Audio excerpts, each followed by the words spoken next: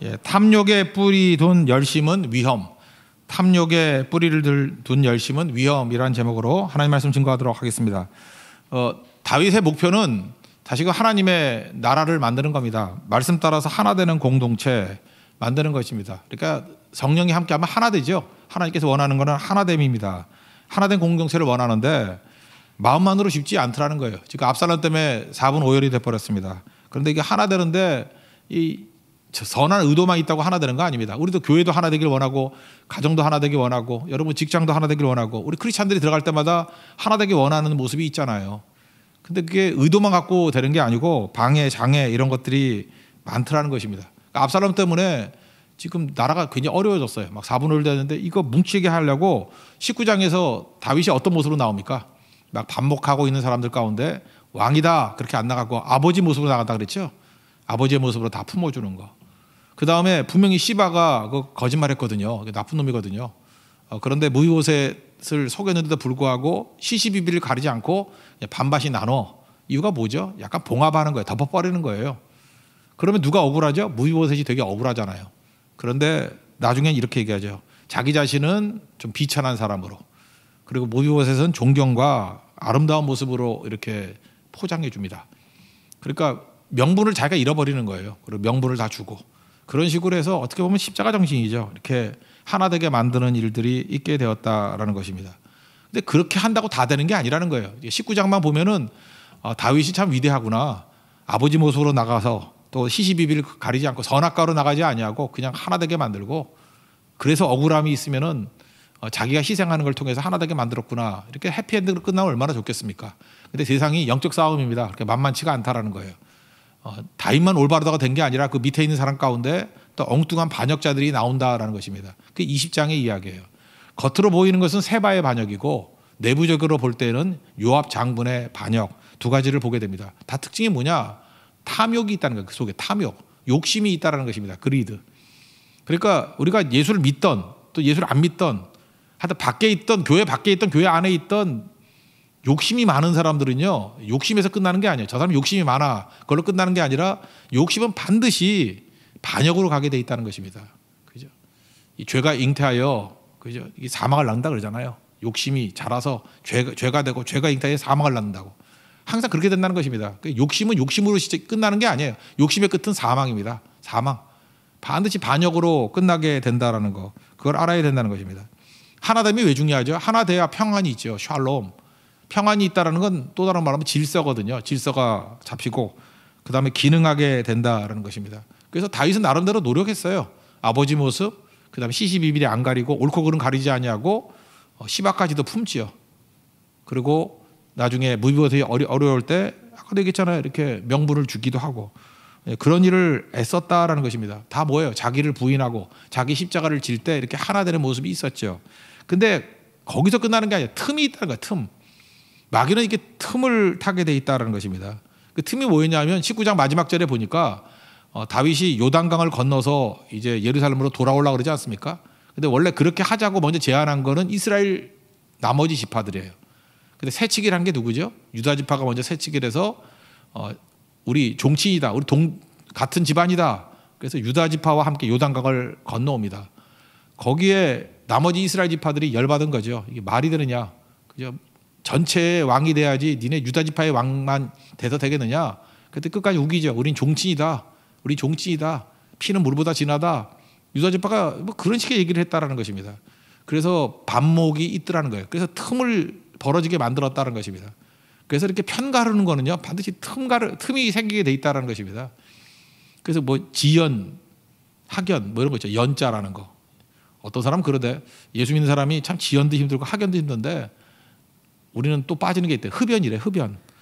흡연이 뭐냐 그랬더니 담배 피면서 되게 친해진다면서 사람들이.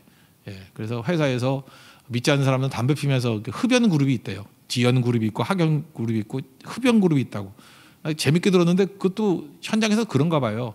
근데 우리는 거기 끼지도 못해서 남들 다 아는 정보를 모르고 그래서 하나님의 은혜로 이겼다. 뭐 그런 제가 간증 비슷한 얘기를 들어본 적이 있거든요. 그러니까 여기도 지금 마찬가지라고요. 이게 지금 지연, 혈연 뭐 이런 걸로 지금 묶인 거 아니에요? 그러니까 틈이 생기는 거죠. 하나님과의 관계가 우선인데 사람과의 관계를 우선으로 두다 보니까 틈이 생기는 거예요. 교회도 마찬가지예요. 하나님과의 관계가 우선인데 그거 말고 자꾸 뭐 친한 사람끼리 뭐 이렇게 패거리 만들고 고린도 교회가 그랬잖아요. 뭐 바울파, 아볼로파, 뭐 게바파, 그리스도파 이러면서 그 틈이 생긴 거죠. 그러면 반드시 문제가 된다는 것입니다.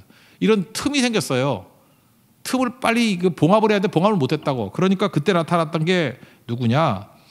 베냐민 지파 속에 세바의 반역이 있다는 것입니다. 자세히 설명하잖아요. 세바인데 아버지가 비글이고 비글이의 아들이고 그가 이렇게 얘기를 합니다. 야, 다윗 봐라. 다윗이 지금 자기 집안 유다 지파만 저렇게 앞장세우지 않느냐. 우리가 받을 유익이 없고 우리 분깃 그러니까 땅이거든요. 우리에게 나타날 리가 이익이 없다. 다 각자 돌아가자. 그리고 분열하는 게 옳다. 뭐 이렇게 얘기를 한다는 것입니다. 이게 뭐예요? 일종의 선동하는 거죠. 뱀이 틈 타듯이 이스라엘 백성들의 어떤 그 틈을 타가지고 공격을 하더라는 것입니다. 그래서 그런 말씀 있잖아요. 하나님 앞에서 우리가 에베소 4장에 보면 27절인가요? 마귀로 틈을 주지 말라고. 우리 가운데도 마찬가지입니다. 틈 주면 마귀는 뱀과 같이 그 사이에 싹 들어가서 우리를 넘어뜨리게 된다는 것입니다. 그러니까 다윗이 아무리 좋은 의도를 갖고 있다 할지라도 이렇게 틈이 생겼잖아요. 틈이 생기니까 세바 같은 자가 들어와서 그걸 깰라 그러지 않습니까? 그 벨리알이라는 뜻이에요. 이게 불량배라는 얘기야. 그러니까 우리 신약에도 나오죠. 벨리알의 아들이다, 뭐 마귀의 아들이다 그러잖아요.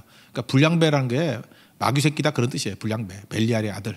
그죠? 뭐 그런 식의 표현입니다. 1절과 2절 읽겠습니다. 시작. 마침 거기에 불량배 하나가 있으니 그의 이름은 세바인데 베냐민 사람 비그리의 아들이었더라. 그가 나팔을 불며 이르되 우리는 다윗과 나를 분깃이 없으며 이새의 아들에게서 받을 유산이 우리에게 없도다. 이스라엘아 각각 장막으로 돌아가라 하며 이에 온 이스라엘 사람들이 다윗 따르기를 그치고 올라가 비그리의 아들 세바를 따르나 유다 사람들은 그들의 왕과 합하여 요단에서 예루살렘까지 따르니라. 그러니까 세바의 반역 때문에 분열이 생기게 되었다라는 것입니다. 그러니까 우리가 이 부분, 이게 20장 슬쩍 넘어가서 그렇지 나중에 열왕기상에 가보면은 솔로몬의 사후 그의 아들 르호보암과 북쪽 지파, 에브라임 지파의 여로보암이 이렇게 갈라지는 사건이 나오죠. 그래서 솔로몬이 뭐 죄져서 솔로몬이 뭐 잘못해가지고 이렇게 갈라졌다. 이렇게 순진하게만 생각하면 안 되고 이 갈등의 뿌리는 꽤 깊게 있었다라는 거예요. 다윗 시대부터 이 압살롬 사건 이후부터 세바의 반역 때 벌써 그렇게 쫙 갈라져 있었다는 거예요. 유다와 그리고 나머지 에브라임을 중심으로 한 북쪽 지파 이렇게 분열의 씨가 있었다라는 것입니다. 그러니까 그가 하는 얘기가 뭐예요? 불만을 자극하고 부조리를 자극하고 교회 안에 이 세바 같은 사람이 있다니까요. 틈만 생기면 뭐 불만 자극하고 부조리 자극하고 그래서 결국은 뭐예요? 나눠지게 만드는 거죠. 이유는 뭐예요? 아마 세바는 자기가 왕이 되고 싶었던 것 같아요. 이게 베냐민 지파니까 사울 왕의 그 지파잖아요. 그러니까 자기도 이제 왕이 되고 싶은 뭐 그런 마음이 있어요. 우리가 왕조가 아니냐, 초대 왕조가 아니냐, 뭐 이런 거. 그러니까 분열을 일으킬 때마다 여러분 잊지 마십시오. 누가 분열을 왜 일으키죠? 탐욕이 있는 사람이 분열을 일으킨다니까. 그러니까 바보들로 속는 거예요. 잠깐 분열을 일으키면은 이거 부조리다, 이거 불만이다 이러면서 따라갔는데 나중에 보면은 자기 욕심 채우는 거예요. 자기 욕심. 그래서 모든 탐욕을 가진 사람은 잠깐만 분열을 좋아해요. 왜? 분열하면 할수록 이게 얻어먹을 게 많거든요. 그러니까 세바의 반역이 바로 이런 거였다는 것입니다. 참 지겨울 정도죠. 근데 반면 다윗은요 끝까지 하나 되게 만들려고 하는 마음이 있었어요. 근데 다윗의 약점은 뭐냐? 마음만 있었지 이걸 놓고 하나님의 도우심을 구하고 엎드리고 생명을 걸고 기도하고 이래야 되는데 우리도 그럴 수 있죠. 그 뜻은 올바라요. 근데 뜻만 좋으면 뭐 할 거예요? 하나님의 능력을 구하고 엎드려 기도하지 않으면 이게 마귀 세력을 감당을 못 한다니까요. 그래서 아무리 좋은 말씀을 듣고 좋은 뜻이 있다 할지라도 능력은 기도에 있는 거예요. 기도에. 기도를 멈추지 말고 하나님께 간구해야지 된다는 것입니다. 다윗은 이렇게 분열이 일어나니까 수습책도 어떻게 하느냐. 할 수만 있으면 하나됨을 이루는 것을 가지고 수습하려고 하는 발버둥을 치게 됩니다. 그 내용이 뭐냐. 압살롬 반역할 때 압살롬의 사령관이 누구였어요? 아마사라는 장군이었죠. 아마사라는 장군. 그러니까 아마사라는 장군을 세바 반역의 진압군 사령관으로 임명을 합니다. 원래 다윗 옆에 오른팔이 되어 있는 사람이 누구였죠? 요압 장군인데 요압이 이게 욕심이 많은 놈이에요. 이게 굉장히. 그죠? 욕심이 많아가지고 내 자리 저거 차지하려고 그러네. 근데 다윗은 왜 요압이 아니라 아마사를 임명했을까요? 압살롬 장군이었으니까 이런 걸 통해 가지고 하나 되게 만들려는 거죠. 이렇게 화학적으로 하나 되게 만드는 거. 그러니까 이게 뜻은 옳은 거죠. 이게 나쁜 게 아니잖아요. 그 약속했죠. 아마사 너 용서한다고. 그 19장 13절 읽어드리면 너는 내 고륙이 아니냐 내가 요압을 이어서 항상 내 앞에서 지휘관이 되지 않으면 하나님이 내게 벌 위에 벌을 내리시기를 바라노라. 그러니까 아마사 불러다가 너 압살롬 그 반역의 사령관이었지만 너 용서할게. 그리고 요압 다음에 차기 사령관은 너야. 이거 아니면 내 하나님 앞에서 내가 벌 받기를 원한다라고 하면서 이렇게 공증을 합니다. 공증을. 그러니까 다윗은 신실하죠. 이렇게 말하고 난 다음에 실천하잖아요. 이렇게 사건이 생기니까 세바의 반역을 멸하는 진압군 사령관으로 아마사 네가 해라 이렇게 얘기했다는 것입니다. 다만 여기서 다윗도 100% 믿지 못했던 것 같아요. 아무튼 앙금이 남아있잖아요 지금. 그러니까 아마사에게 빨리 3일 만에 군사 좀 모아라. 왜냐하면 세바의 반역의 세력이 저거 엄청나기 때문에 빨리 물리쳐야 된다. 3일 만에 군사 모아가지고 좀 어떤 그 대항하는 모습을 보이기를 원한다. 근데 뭐 3일 만에 되나요 그게 잘. 그러니까 다윗의 마음보다는 좀 지체됐던 것 같아요. 지체됐다 그런 얘기를 합니다. 근데 지체되니까 문제가 뭐예요? 그때부터 다윗이 안 믿어서 생기는 일들이 또 벌어지게 된다는 것입니다. 다윗의 연약함이죠. 4절 5절 먼저 읽겠습니다. 시작. 왕이 아마사에게 이르되 너는 나를 위하여 3일 내로 유다 사람을 큰 소리로 불러서 모으고 너도 여기 있으라 하니라. 아마사가 유다 사람을 모으러 가더니 왕이 정한 기일에 지체된지라. 그러니까 3일 만에 어떻게 모읍니까? 그래서 못 모으니까 조급한 거죠. 우리도 마찬가지예요. 이렇게 신앙생활하면서 하나님 믿죠? 여러분 믿죠? 근데 어느 순간이니까 잠깐 조급해져. 그 기도가 없으면 조급해져요. 오늘 여러분 충분히 기도하십시오. 기도하면은 하나님이 하나님의 때에 반드시 승리를 주실 거야 라고 하는 조바심이 안 생긴다고. 다윗은 이상해요. 그러니까 이게 슬럼프죠. 하나님을 믿는 마음은 있었는데 이 조급함 때문에 기도 안 해. 엎드림이 없어요. 그죠? 이 과거에 광야 생활할 때는 엎드림도 있고 그랬는데 이 나이 들어가지고 믿음이 더 좋아져야 되는데 이제 그런 게 없는 것 같아요. 그래서 하나님의 도움을 구하고 기도하고 뭐 이런 게 없고 그냥 초조하고 급하고 좀 그런 거예요. 그러니까 어떻게 하느냐? 이중 명령을 내립니다. 지금 아마사에게 군대 모아. 근데 3일 지나니까 소식이 없거든. 그러니까 요압에게 명령을 내리게. 요압이 야신가거든요. 요압은 좀 제하고 요압의 동생 아비새에게 명령을 내립니다. 야, 이거 아마사가 안 되는 것 같아. 똑같이 아시 아니냐? 아마사나 뭐 너도 아비새니까 네가 군대 모아가지고 빨리 세바의 반역을 제압하기를 원해. 이렇게 얘기를 했다는 것입니다. 이거 우리나라 임진왜란 때 선조도 이렇게 이중 명령 내린 적이 있었죠. 일본군이 뭐 그 부산지들 온다 그러니까 이순신에게 명령을 했잖아요. 공격하라고. 근데 이순신은 우리는 포가 강하잖아요. 그래서 아웃복싱 하듯이 이렇게 멀리서 공격하는 게 좋은데 괜히 들어갔다가 그 배 다 잃으면 어떡하냐고. 말 안 들으니까 또 명령을 또 내리죠. 원균에게. 네가 해. 원균이 다 끌고 와서 7,000년 해전에서 해군 전멸돼 버렸잖아요. 배설이라고 그 뺑소니 친 도망자가 있었거든요. 도망자. 그 배 12척 끌고 와가지고 뭐 신에게는 배 12척이 남았거니 뭐 이런 거죠. 그러니까 도망자도 필요해 가끔은. 예, 배설. 그래서 배설이 또 도망 다니다가요. 1599년인가 그 잡아가지고 죽어요.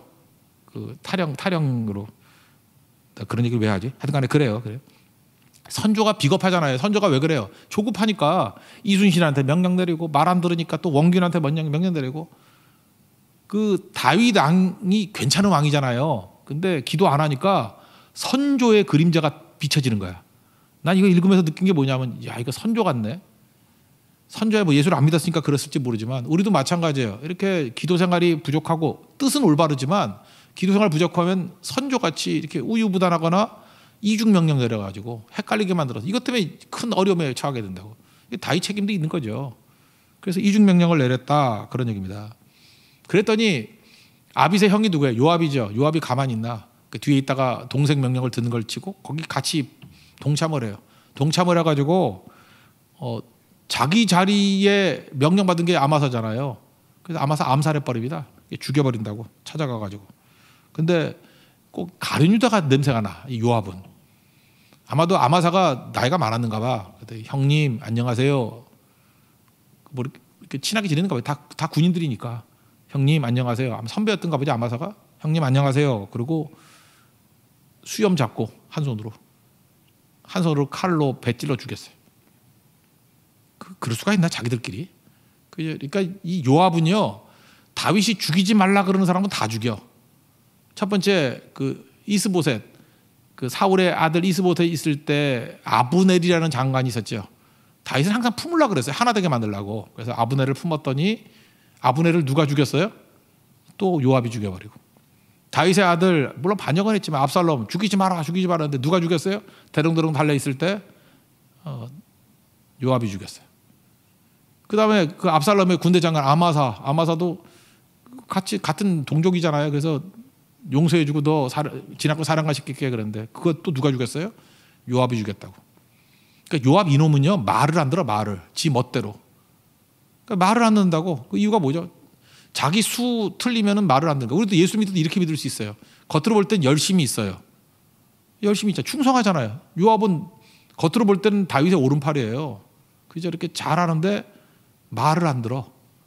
어느 때만 말을 듣죠? 자기하고 이익이 부합될 때는 말을 잘 들어요. 근데 자기 이익과 충돌이 일어나면 지 멋대로 행동을 해. 막 죽이고. 그러니까 교회 내에서 이 요압 장군 같은 사람은 특징이 뭐냐면 종교의 종교성이에요. 종교인이에요.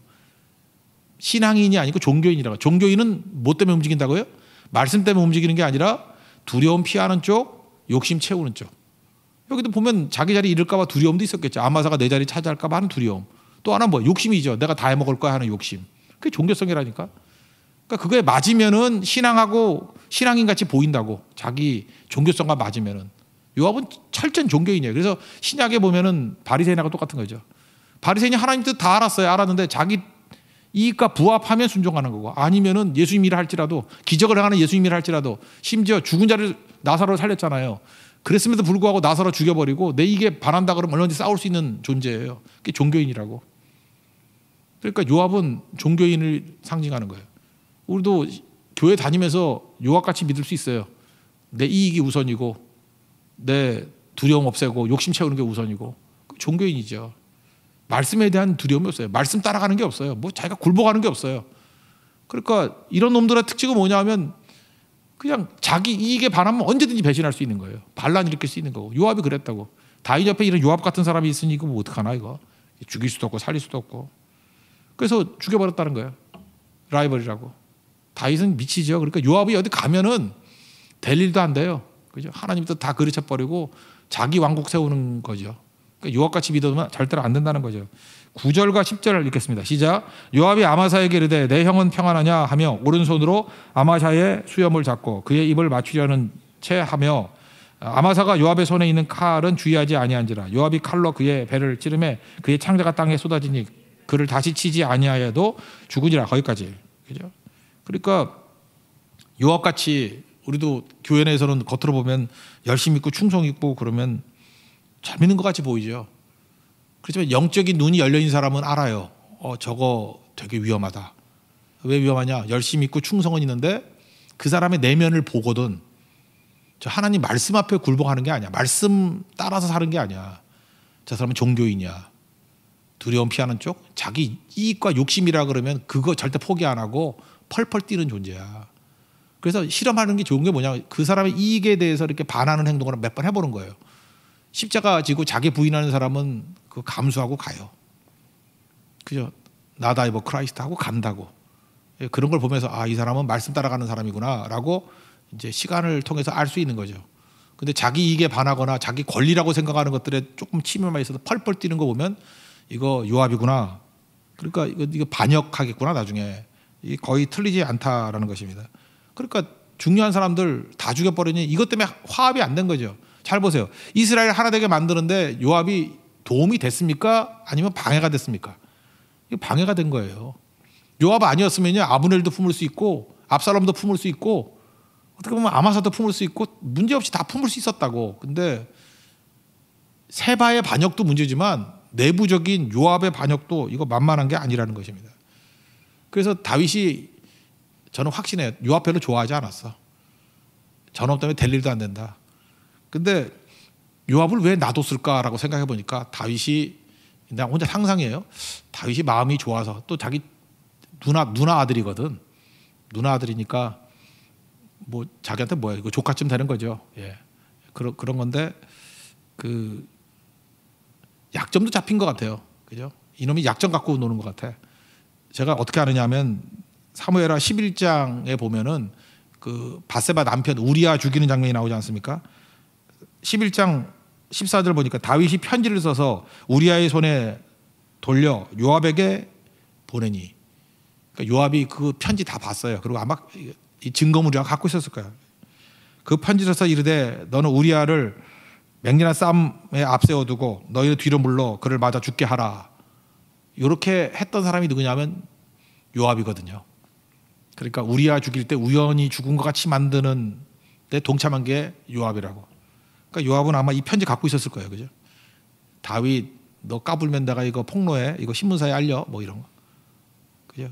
그런 게 아니었을까 생각하기도. 근데 이게 또 아닐 수도 있어요. 왜냐하면 다윗이 범죄한 것들 다윗이 공개적인 고백을 했기 때문에 다 알고 있었기 때문에 뭐 그런 건 아닐 수도 있지만 어쨌든 옆에서 그런 놈들 있죠.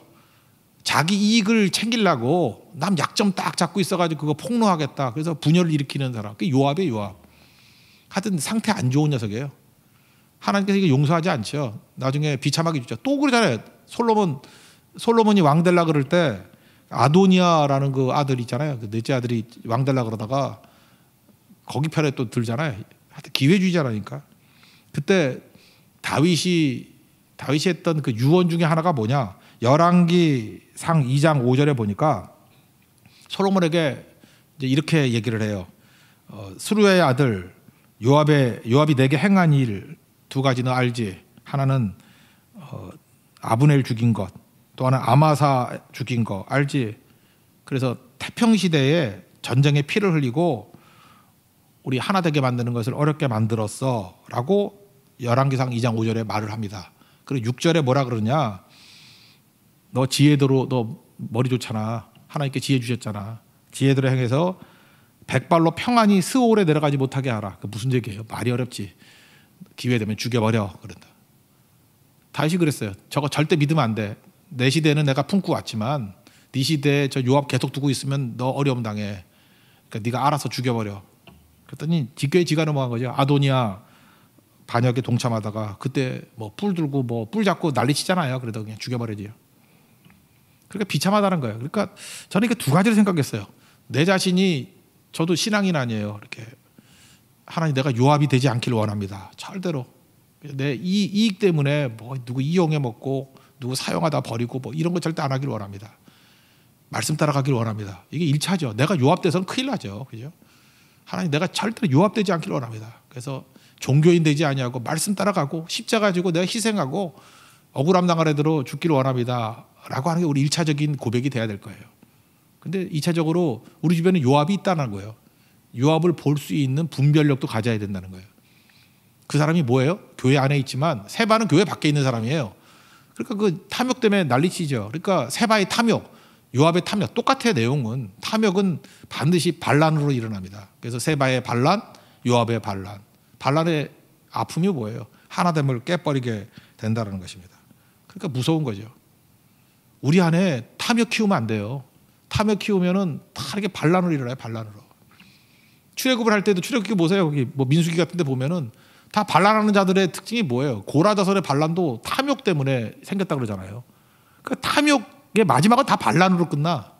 그러니까 어떤 사람이 말씀 따라 안 가고 잠깐 욕심이 많거나 뭐 자기 이익 이렇게 챙기면은 그거 끝에는 반란이라니까요. 반역이라니까요. 우리가 반역자가 되면 안 되겠고 그런 사람은 또 미리 볼 줄 아는 눈이 열려야 된다는 것입니다. 그러니까 교회는 욕심을 담고 있으면 안 돼요. 그 진짜 위험해진다고. 그 정말 깨진 그릇 같은 교회가 될 수밖에 없다고. 그러니까 날마다 십자가 앞에 나가야죠. 누가 뭐 9장 23절 같이 자기를 부인하고 자기 십자가를 지고 예수님 따를 거라고. 그래서 복음이 선포돼야 돼요. 예수님이 선포돼야 되고. 그래서 성도에게는 은혜가 있어야 돼요. 은혜를 받으면 우리 다 죽잖아요. 자기를 부인하고 예수님만 붙들게 돼 있고 그 용서가 가능해지고 내가 죽으냐 나다이 버크라이스트잖아요. 내가 부인되는데 무슨 욕심이 있겠어요. 그래서 예수로 살면 나는 죽고 예수로 살면 탐욕은 다 죽게 돼 있다는 것입니다. 그러면 하나 되게 가능해요. 그리고 어떠한 도전이 온다 할지라도 이길 수 있고 분별력이 생깁니다. 탐욕이 없는 사람들은 탐욕 있는 사람들이 보여요. 자기하고 다르니까. 근데 같이 탐욕이 있으면은 세바와 요압이 같이 사는 거와 똑같다라는 거예요. 그러니까 아무것도 아닌 거죠. 다윗의 문제는 뭐였죠? 믿으려면 끝까지 믿어야 되는데 아마사 끝까지 믿어야 되는데 믿지 아니하고 아비새 또 보낸 거예요. 그러니까 문제가 되는 거죠. 그러니까 예수님 우리가 내 안에 내가 죽고 예수님을 살면 우린 다윗같이 행동 안 해요. 끝까지 믿어주는 거죠. 어떤 사람을. 그 예수님 제자들에게 나는 그때 예수님이 승천하는 게 내가 만약 예수님이라면 나 승천 못했을 것 같아. 왜 승천을 못했냐 하면 불안해서. 아니 그 예수님 제자들과 믿을만해요. 그놈들 다 배신하고 도망치고 이런 놈들인데 불안해서 승천하려고 그러다가 야 2년만 있다가 하자 뭐 이럴 것 같아요. 근데 예수님은 그냥 승천해 버리잖아요. 제자들 믿고. 단 조치가 하나 있죠. 성령을 보내주잖아요. 부활의 영인 성령을 보내주잖아요. 우리 수요일날 살폈던 거고 앞에 요한복음 15장 마지막 절 2절 보니까 내가 아버지께로부터 15장 26절 27절이에요. 내가 아버지께로부터 너에게 보낼 보혜사 곧 아버지께로부터 나오시는 진리의 성령이 오실 때 그가 나를 증언하실 것이요 너희도 처음부터 나와 함께 있었으므로 증언하느니라. 예수님을 증거하는 도구가 둘이에요. 성령과 제자예요. 그러니까 제자는 부족하죠. 그래서 보혜사 성령을 보내주신 거라고. 우리도 마찬가지예요. 우리가 어떤 사람을 믿잖아요. 근데 그 사람만 믿으면 그 사람은 오래 못 가요. 그 사람의 성령 충만함을 믿어야 돼요. 그러니까 교회는요 서로를 믿는다는 게 뭐냐면 그 사람을 신뢰하면서 성령께서 그와 동행하시는 것을 체크하면서 믿어야 된다고.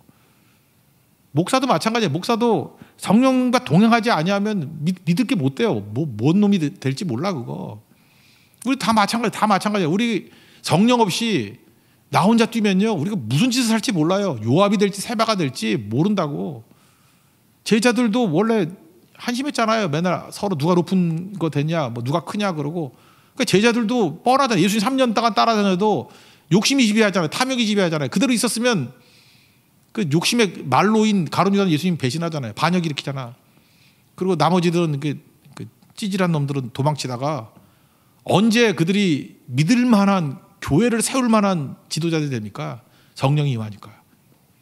우리 마찬가지예요. 성령이 임하지 않으면요 부활의 영이 성령이 임하지 않으면 우리도 세바되고 요압같이 될 수밖에 없다라는 거예요. 그래서 이 필수적인 겁니다. 성령 충만함을 받는 거. 그래야 산다.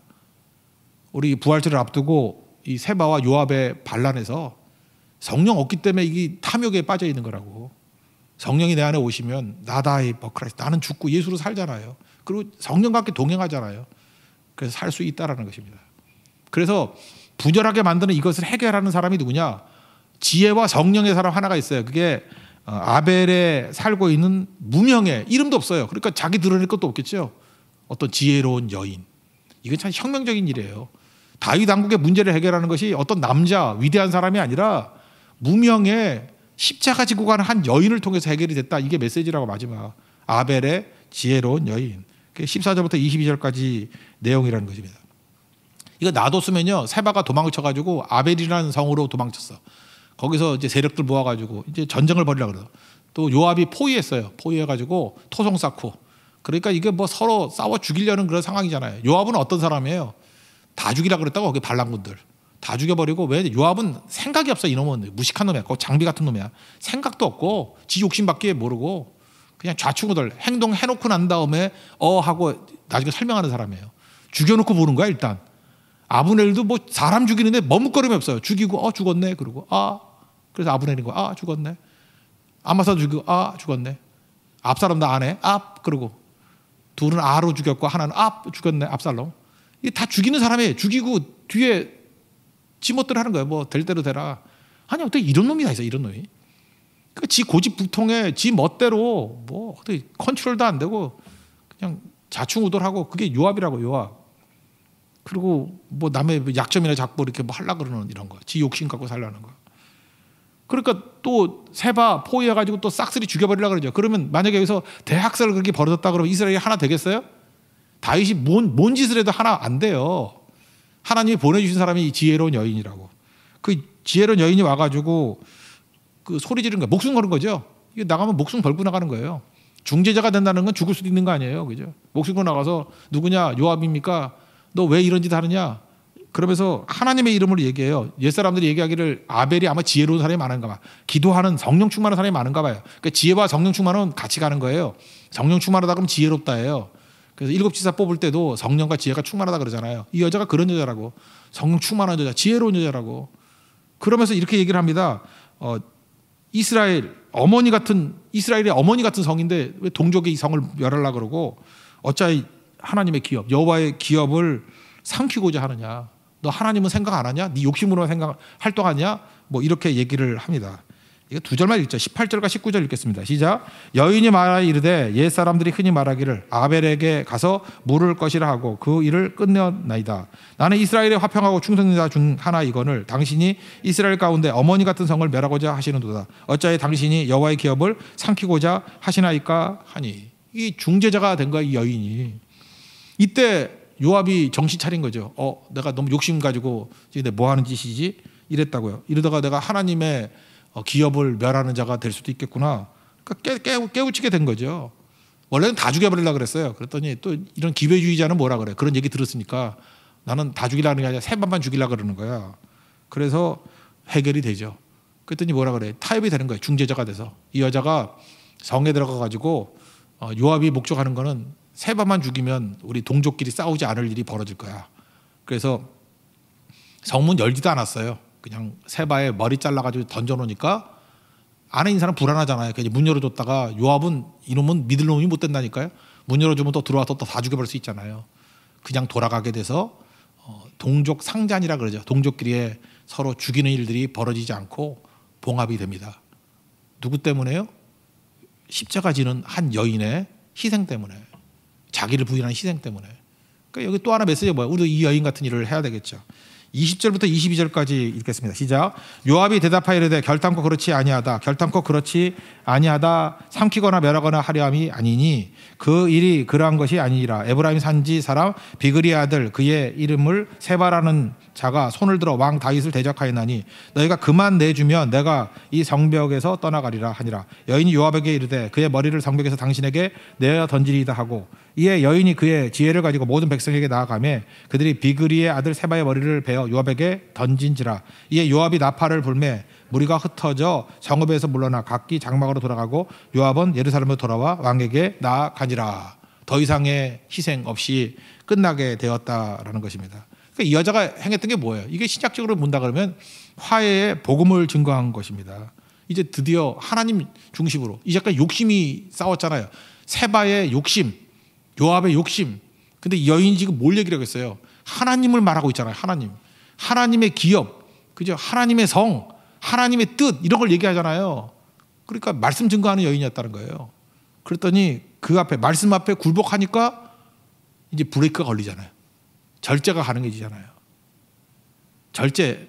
절제가 디모데 후서 1장 7절 같은 절제가 그게 셀프 컨트롤이 아니라 굳이 번역한다 하면 God 컨트롤이라고요. 하나님이 컨트롤하는 거라고. 하나님께 맡기잖아요. 그러니까 함부로 못하는 거죠. 성령께 맡기는 거죠. 그러니까 함부로 못하는 거죠. 여러분 내 뜻대로 막 놔두면요 우리 유아같이 돼버립니다. 살인자 돼버리고 좌충우돌하는 사람 돼버리고. 그러니까 성령 없는 사람에게 힘이 주어지면요 그거 거의 미친놈 돼요. 미친놈. 사울왕 보세요. 그 성령이 떠난 사람에게 힘이 임하니까 뭐 이상한 짓만 하고 다니잖아요. 힘보다 중요한 건 뭐예요? 성령의 컨트롤 받는 인생 되길 원합니다. 각 컨트롤 되는 인생이 되길 원합니다. 그러니까 이런 여인 중요하죠. 이름이 누구지도 몰라요. 자기를 부인하잖아요. 일 딱 하고 설득하고 화해시키고 사라져 버리더라. 저는 우리 모든 성도들이 이 여인 같은 이런 지혜와 능력이 임하기를 원합니다. 그래서 마지막에 23절부터 26절까지는 뭐냐 하면 이 여인의 이 지혜 때문에 드디어 다윗 왕이 원했던 질서가 잡히게 되었다 이 얘기예요. 그러니까 이거 여기 지금 조직한 거 아니야. 내각 조직한 거. 이 질서가 저절로 된 게 아니라는 거예요. 이 질서는 중보자의 희생이 있었다. 그러니까 아벨에 있는 지혜로 여인의 목숨 건 희생이 있었고 또 하나는 하나님의 은혜가 있었다. 그러니까 이게 하나가 되잖아요. 우리 부활절을 맞이해서 우리가 필요한 게 뭔지 아십니까? 이런 십자가의 희생이 우리에게도 필요하고요. 또 하나가 하나님의 은혜가 필요해요. 은혜 아니고서 이게 절대 하나 되지 못해요. 그래서 기적 같은 회복, 오늘 부제를 그랬잖아요. 기적 같은 회복이 일어났습니다. 지금 보니까 이스라엘이 압살롬 죽이고 난 다음에 저절로 하나 된 게 아니라는 걸 깨닫게 됐죠. 압살롬 죽이면 끝나는 게 아니에요. 압살롬 죽었어요. 그럼 저절로 그냥 하나 된 게 아니고 다윗이 애를 쓴 것도 있었어요. 다윗이 애를 쓴 거. 근데 그 19장 얘기고. 근데 다윗만 애를 쓴 게 아니라 마귀가 시퍼렇게 살아있다니까. 주변 밑에 틈 타는 걸 통해 가지고 세바의 반역, 요압의 반역, 뭐 난리치는 게 있었다라는 거예요. 근데 다윗이 이거 속수무책이에요. 할 길이 없어요. 다윗은 자기도 약점이 있었고. 하나님이 은혜를 어떻게 부어줘요? 하나님의 은혜가 어떻게 와요? 이름 없는 한 지혜로운 여인을 통해서 왔다고요. 이름도 몰라요 지금. 여러분 창고 가서 물어보세요. 그 여자 이름이 뭔지. 아벨성에 있는 그 여자 이름이 뭔지. 여러분들 이름 없이 이렇게 하나님의 일을 하는 사람 때문에 하나님 나라의 질서가 세워지게 된다는 거예요. 기적적인 은혜. 우리 그런 중재자 되는 축복이 임하기를 기원합니다. 그래서 내가 들어 우리 가정이 하나 되게 만들고요. 교회가 하나 되게 만들고 이런 지혜로운 여인 같은 사람이 있으면 분열을 마귀가 틈타는 거에서 다 건진받습니다. 근데 이스벨 같은 여자가 나타나면 계속 분열시키는 거죠. 계속 세바 같은 사람이 계속 분열 일으키는 거예요. 분열. 성령 충만하고 지혜 충만한 이런 아벨성의 지혜로운 여인 같은 사람이 하나 되게 만들었다는 거예요. 그래서 이런 질서가 이게 저절로 된 게 아니라 은혜 속에 희생 속에 나타나는 것이었다라는 것으로 마지막 명단 발표하고 끝을 냅니다. 그 명단 한번 읽어봅시다. 23절부터 26절까지 시작. 요압은 이스라엘 온 군대의 지휘관이 되고 여호야다의 아들 브냐야는 그렛 사람과 블렛 사람의 지휘관이 되고 아도람은 감력관이 되고 아일루스의 아들 여호사밧은 사관이 되고 스와는 서기관이 되고 사독과 아비아달은 제사장이 되고 야일의 아들 이라는 다윗의 대신이 되니라. 무슨 얘기예요? 질서가 세워졌다 그런 얘기예요. 하나됨을 이루게 되었다. 이건 저절로 된 게 아니고 이런 여러 반역을 다 겪고 난 다음에 한 여인의 지혜로운 여인의 희생과 하나님의 은혜 때문에 하나가 되었다. 우리가 깨지고 넘어진 것들을 하나 되게 만들 수 있는 하나님의 거룩한 종 되기를 바랍니다. 에베소 2장 16절 예수님이 하신 일이 바로 이겁니다. 십자가로 이 둘을 한 몸으로 하나님과 화목하게 하려 하심이라. 원수된 것을 십자가로 소멸하고 18절 보니까 우리 둘이 한 성령 안에서 아버지께 나아감을 얻게 했다고. 그러니까 성령이 함께하면 분열됐던 모든 것들이 하나 되어서 하나님 앞에 하나로 나아갈 수 있게 만든다는 것입니다. 우리 이 은혜가 필요합니다. 이 은혜를 구하고 누릴 수 있는 우리 믿음의 신실한 너희를 추구합니다. 자리에서 일어나겠습니다. 우리 성령 부어달라고 기도하는 마음으로 찬양합시다. 불을 내려주셔서 찬양하겠습니다.